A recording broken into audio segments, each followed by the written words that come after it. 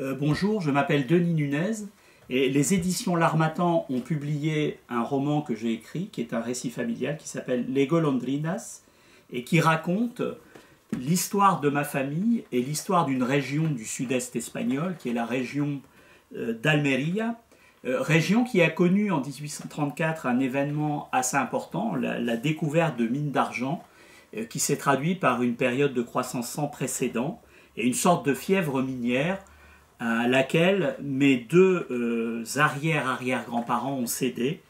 Et donc c'est cette histoire que je raconte. Donc le but de ce récit, le but de ce livre, c'est de témoigner sur ce qu'était l'histoire de notre famille, mais aussi de transmettre aux futurs enfants et petits-enfants. Et en même temps, dans le récit, j'essaye d'expliquer pourquoi les personnes de ma famille ont choisi de partir, puisque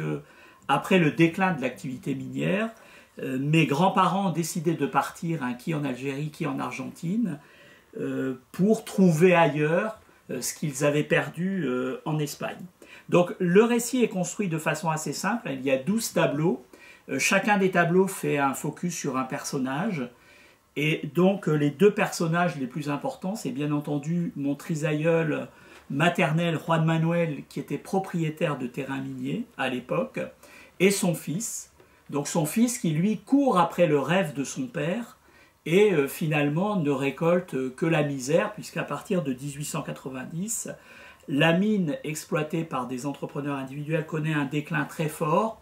et donc la famille se trouve confrontée à un abandon. Les descendants de mon trisaïeul se retrouvent orphelins de travail, orphelins de famille, et donc c'est cette histoire que je raconte en prenant plusieurs exemples, et donc la réaction familiale, elle se fait selon des logiques différentes entre les hommes et les femmes. Les femmes choisissent de rester, les femmes trouvent du travail, s'engagent comme femmes de ménage, comme couturières, comme lingères, chez les personnes qui ont bénéficié de l'embellie minière, qui ont continué à avoir cette activité, alors que les hommes partent, et les hommes partent, notamment mes deux grands-parents. L'un d'entre eux part en Algérie pour des périodes temporaires, donc il va faire les saisons agricoles en Algérie, et le nom Les Golondrinas vient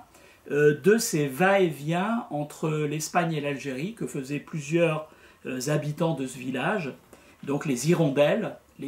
qui vont et viennent au printemps et à l'automne. Et mon autre grand-père lui fait un choix beaucoup plus difficile, beaucoup plus inexplicable. Il part en Argentine pour une première période de 4 ans, puis pour une deuxième période de 8 ans. Et donc là, effectivement, c'est un choix difficile, puisque rester loin de sa famille pendant 8 ans, ça implique des choix déchirants, ça implique d'avoir 2 vies, peut-être d'avoir 2 familles, donc ça reste un mystère. Donc ce qui est important également dans le livre, ce que j'essaye d'expliquer, c'est d'où les femmes tiraient-elles cette force. Alors il y a une explication qui est la religion, mais non pas une religion de pratique, une religion de rite, une religion d'honneur, mais plus une religion où elles font de Dieu pratiquement un compagnon de tous les jours, puisqu'on le voit dans le récit. Ma grand-mère interpelle Dieu, lui demande des comptes, lui demande d'agir pour le bien de sa famille, lui demande de protéger sa famille, et donc c'est un peu cette pratique particulière de la religion qui mérite d'être mise en avant. Enfin, la conclusion du récit, c'est de dire qu'au fond, la famille a été marquée par des événements qui se sont traduits par des cycles migratoires assez fréquents, puisque